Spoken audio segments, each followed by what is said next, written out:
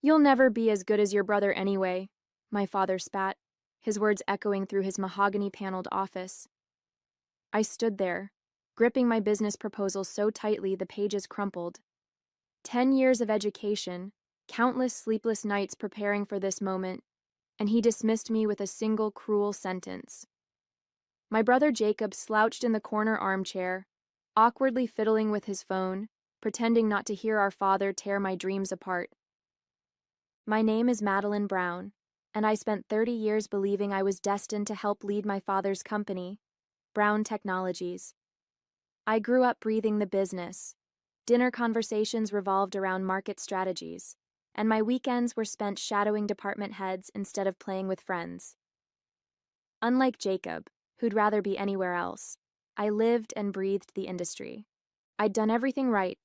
Top of my class at business school, internships at leading tech firms, even learned Mandarin to help with our Asian market expansion. But standing in my father's office that day, none of it mattered. The only thing he saw when he looked at me was his daughter, someone to be married off, not trusted with his legacy. Dad, just look at my proposal, I pleaded, trying to keep my voice steady. The market analysis shows. Enough! He cut me off with a sharp wave of his hand. I've already decided. Jacob will take over as COO next month. You should focus on finding a good husband. That's what your mother and I want for you. I glanced at my brother, who had the decency to look uncomfortable. Jacob was 27, had barely passed his business classes, and spent more time on his golf swing than in the office. But he had the one qualification that mattered to my father. He was the son. The familiar ache of being overlooked burned in my chest, but this time something was different. Maybe it was the way my father smirked when he mentioned finding a husband, or how he didn't even bother looking at the proposal I'd spent months perfecting. A strange calm settled over me as I realized that no matter what I achieved, nothing would ever be enough for him. You're right, I said quietly, smoothing the crumpled pages of my proposal. My father looked up, surprised by my sudden agreement. I should focus on my future. I placed the document on his desk, turned around, and walked out of his office. Behind me, I heard him chuckle, probably thinking he'd finally gotten through to me. He had no idea that I wasn't surrendering. I was declaring war. That night, I sat in my apartment, surrounded by industry reports and market analyses I'd gathered over the years. Everything I knew about Brown Technologies was spread across my dining room table: supplier contracts, distribution networks, customer pain points. Information that most people would kill to have, handed to me simply because no one thought I'd ever use it against them. Taking an interest in the family business is fine for a hobby, my father had always said with that condescending smile. It's cute that you want to learn.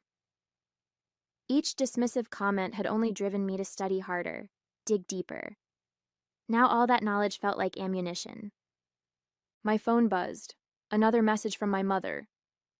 Your father means well, she wrote. He just wants to protect you from the stress. I turned off my phone without replying. My mother had always tried to play peacemaker, smoothing over my father's harsh words with gentle excuses.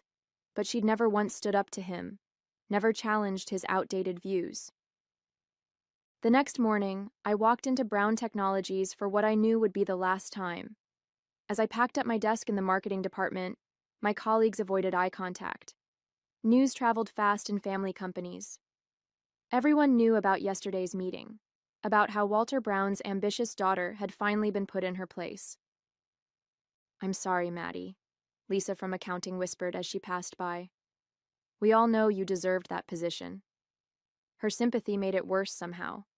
How many others had watched me work twice as hard as Jacob, only to be pushed aside because I was born the wrong gender? I was nearly finished packing when my brother appeared in my doorway. Hey, he said, shifting uncomfortably. Dad says you're taking some time off to think about your priorities. That's one way to put it, I replied, closing my laptop bag with more force than necessary. Look, I know you're upset, but maybe it's for the best. Running a company is really stressful and... Save it, Jacob, I cut him off. We both know you don't want this job, but you'll take it because it's easier than standing up to him. My brother flinched at the truth in my words. As I walked out of the building, carrying my small box of belongings, I caught my reflection in the glass doors. I looked different somehow. Lighter, as if putting down the weight of my father's approval had physically transformed me. One thought kept running through my mind. They had no idea what I was capable of. The decision to leave the country came surprisingly easily. I'd spent my entire life trying to earn my place in my father's world. Now it was time to build my own. Within weeks, I'd liquidated my trust fund, the one thing my father couldn't control, signed a lease for an office space in Singapore, and booked a one-way flight. My mother's reaction was predictably dramatic. "How can you abandon your family like this?" she sobbed over the phone. "Your father will never forgive you." I almost laughed at that. Forgiveness implied I'd done something wrong, and for the first time in my life, I was absolutely certain I hadn't. The real surprise came from my grandmother, my father's mother. She showed up at my apartment the night before I left, her small frame radiating determination. "Your grandfather would have been ashamed," she said, "but not in the way I expected. Ashamed of what your father has become. The company was built on innovation, not tradition." She pressed a thick envelope into my hands. Inside was everything I needed to know about my grandfather's original vision for Brown Technologies, including his personal journals and early business plans. "He always said the future belongs to those brave enough to create it," my grandmother told me. "Show them what that means." The first months in Singapore were a blur of meetings, coding sessions, and sleepless nights. I'd identified the biggest weakness in my father's business model: their outdated approach to supply chain management. While Brown Technologies relied on traditional relationships and manual processes, I was building something revolutionary: an AI-driven platform that could predict market demands and optimize inventory in real time. My team grew quickly. I hired the brightest minds I could find, people who saw the potential in disrupting an industry stuck in the past. We worked out of a cramped office with questionable air conditioning, but the energy was electric. Every day brought us closer to launching something that would change everything. The first major breakthrough came 6 months in. Our prototype caught the attention of a prominent tech investor, who immediately saw the potential. "This could revolutionize the entire industry," she said during our pitch meeting. "How soon can you scale?" With proper funding secured, we moved fast. Every weakness I'd observed in my father's company became an opportunity for innovation. Where Brown Technologies took weeks to process orders, our system could do it in minutes. Their manual quality control became our automated perfection. Their rigid hierarchy transformed into our fluid collaboration. I never mentioned my connection to Brown Technologies. As far as the world was concerned, I was just another tech entrepreneur with a vision. But late at night, when I reviewed our growing market share reports, I allowed myself a small smile. Somewhere in his mahogany office, my father was about to learn a very expensive lesson about underestimating his daughter. 18 months after my departure, my company, Novatech Solutions, had become the talk of the industry. Our platform was revolutionizing how businesses handled their supply chains, and companies were scrambling to integrate our technology. Every success felt like a personal victory, especially when I read reports about Brown Technologies struggling to keep up with the mysterious new player in the market. I was in a board meeting when I first saw the numbers that made my heart race.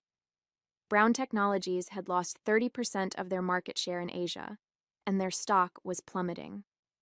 My father had always been proud of his personal touch approach to business, but in a digital age, that wasn't enough anymore. Clients wanted efficiency, not golf course handshakes. Another company from Brown's portfolio dropped our competitor's system for ours, my head of sales announced proudly. "That's the 5th one this quarter." The team erupted in applause, but I kept my expression neutral. They didn't know they were celebrating my father's downfall, and I intended to keep it that way. Later that evening, as I sat in my office overlooking the Singapore skyline, my phone lit up with a message from Jacob. We hadn't spoken since I left, but I wasn't surprised he was reaching out now. "Dad's losing it," he wrote. "The board is pressuring him to modernize, but he won't listen. Says he won't be bullied by some upstart company." I didn't respond, but I smiled at the irony. My father, who'd spent years bullying me into fitting his narrow view of what a daughter should be, was now being forced to change by the very person he'd dismissed. The satisfaction was sweeter than I'd imagined. The next morning brought news that sent shockwaves through our office. Brown Technologies had announced their intention to acquire promising tech startups in an aggressive expansion strategy. My father was trying to buy his way out of trouble, a classic move from his playbook. "They'll be coming for us soon," my CFO warned during our emergency meeting. "We're too big of a threat to ignore." She was right. Within weeks, we received the first overture from Brown Technologies' acquisition team. The offer was generous, far more than our company was worth on paper. My executive team was ecstatic, seeing it as validation of everything we'd built. "This is an incredible opportunity," my COO argued. "We'd have the resources to scale globally overnight." But I had been waiting for this moment for too long to give in now. "Schedule a meeting," I told them. "I want to handle this personally." My team was surprised. I usually stayed out of acquisition talks, but they didn't question my decision. They'd learned to trust my instincts, even when they didn't understand them. Little did they know, I was finally ready to reveal who I really was. That night, I stood on my balcony, watching the city lights flicker like stars. I thought about the day I'd walked out of my father's office, about all the nights I'd spent doubting myself, wondering if I was making a mistake. Now my mistake was worth millions, and the father who'd never believed in me was about to learn exactly what he'd lost. My phone buzzed again. Another message from Jacob. "Dad's planning to fly to Singapore himself for the acquisition meeting. Says he needs to handle this one personally." Perfect, I thought, putting down my phone. It was time for a long overdue family reunion. The day of the meeting arrived with a tension that crackled through our modern office space, a stark contrast to my father's traditional mahogany-filled domain. I'd chosen our largest conference room, with its floor-to-ceiling windows and stunning city views. My team sat ready, tablets in hand, professional and poised. When my father walked in, flanked by his advisors, I savored the moment before he noticed me. He looked older, more worn than I remembered. Running a failing company had taken its toll. His eyes swept the room with the arrogant confidence I knew so well, until they landed on me, sitting calmly at the head of the table. The color drained from his face. "Madeline?" "Hello, Dad," I replied, keeping my voice steady. "Please, take a seat. We have a lot to discuss." His advisors exchanged confused glances as my father stood frozen in the doorway. I could see him struggling to process what he was seeing. His daughter, the one he'd dismissed so easily, now sitting in the power position. "What is this?" he demanded, his shock turning to anger. "What kind of game are you playing?" "No game," I said, gesturing to the presentation screen behind me. "Just business. Nova Tech Solutions is my company. I founded it, built it, and grew it into the market leader you're now desperate to acquire." The silence in the room was deafening. My team watched with wide eyes. This was the first time many of them were learning about my connection to Brown Technologies. My father's advisors were frantically whispering among themselves, likely realizing the implications of this revelation. "Impossible," my father sputtered. "You couldn't have... This isn't..." "What's impossible?" I asked, pulling up our company's growth charts. "That I created a solution that's revolutionizing the industry? Or that I did it without your help?" One of his advisors cleared his throat. "Miss Brown, regardless of your personal connection, we're here to discuss a serious business proposition." "Of course," I smiled. "Let's discuss how my company has captured 40% of the market share in Asia. Or perhaps you'd like to talk about how our AI-driven platform has made your entire business model obsolete." My father finally found his voice. "You did this to destroy me? Your own father?" "No," I replied, my smile fading. "I did this because you taught me that being a woman meant I couldn't run a company. So I built one instead, one that's better than yours in every way." His face reddened. "Name your price," he growled. "Everyone has one." I stood up, smoothing my blazer. That's where you're wrong, Dad. This isn't about money. It never was. This company is my legacy, the one you refused to let me build with you. I walked around the table until I stood directly in front of him. Your offer is declined. You can't do this, he said, but his voice had lost its authority. For the first time in my life, I saw fear in his eyes. I already have, I replied. Meeting adjourned. As my father stormed out of the conference room, his face red with rage and humiliation, I felt a weight lift from my shoulders. His advisors scrambled after him, leaving behind their untouched presentation folders, sleek black binders embossed with the Brown Technologies logo I'd grown up seeing everywhere. That was unexpected, my CFO said, breaking the stunned silence that had fallen over the room. You're Walter Brown's daughter. I turned to face my team, the people who'd believed in my vision without knowing my full story. I am, but more importantly, I'm the CEO who's going to take this company global. The next few weeks were a whirlwind. News of my identity leaked to the press, and suddenly every business publication wanted the story. Tech heiress disrupts family empire became the headline of the month. My phone was flooded with messages. Old colleagues, family friends, even my mother, all wanting to understand how the dutiful daughter had transformed into a business rival. Jacob's message was the only one I read fully. I always knew you were better at this than me. For what it's worth, I'm sorry I didn't say it sooner. My grandmother invited me to tea at her favorite restaurant, the same place she used to take me when I was a child. Her eyes sparkled with pride as she read the latest article about Novatech's success. Your grandfather would have loved this, she said, setting down her cup. He built that company believing innovation was more important than tradition. Your father forgot that, but you didn't. Market analysts predicted that Brown Technologies would need to undergo massive restructuring to survive. My father, they said, was being pressured to step down. The board wanted younger leadership, someone who could modernize the company before it was too late. But I no longer cared about my father's company. Novatech was expanding into Europe, and we were developing new features that would revolutionize the industry even further. My team was excited, motivated, and most importantly, valued, regardless of who they were. Late one evening, as I sat in my office reviewing expansion plans, my assistant buzzed in. Your father is here to see you. I considered turning him away but decided against it. Let him see what his daughter had built without him. He entered slowly, looking uncertain in this space that was so different from his traditional office. Madeline, he said, his voice lacking its usual authority. We need to talk. About what? I asked, not offering him a seat. Business or family?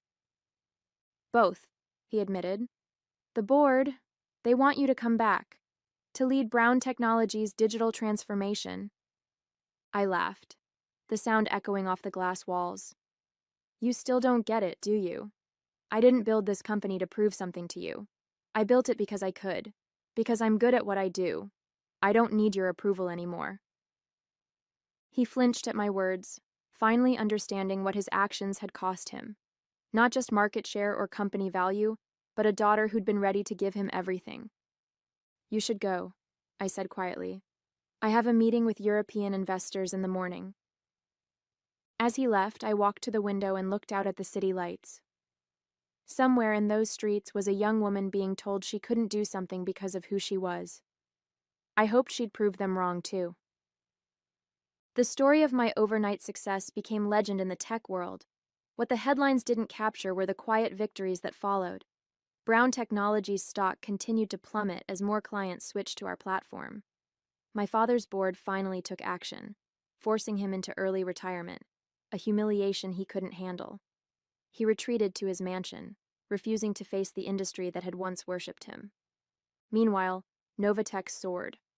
Our European expansion exceeded all projections, and our development team rolled out innovations faster than competitors could keep up. The office buzzed with energy and ideas, fostering the kind of collaborative environment I'd always dreamed of creating at Brown Technologies. One morning, my grandmother came to visit our Singapore headquarters. As I showed her around, introducing her to my team and demonstrating our latest technology, she squeezed my hand. "I have something for you," she said, pulling out a worn leather journal. "Your grandfather's notes from when he first started the company." She opened it to a marked page, pointing to an underlined passage. "A true legacy isn't inherited. It's earned through vision and determination." "He wrote that the day your father joined the company," she explained. "I think he knew, even then, that innovation requires more than just birthright." The words hit home. All those years, I'd fought for a place in my father's legacy, never realizing I needed to build my own. Now, standing in my own company, surrounded by people who respected me for my abilities rather than my name, I finally understood what real success felt like. The industry that had once dismissed me as Walter Brown's daughter now knew me as Madeline Brown, the innovator who'd transformed supply chain management. I'd earned that recognition every step of the way. 6 months after my father's retirement, Novatech hosted a global technology summit in Singapore.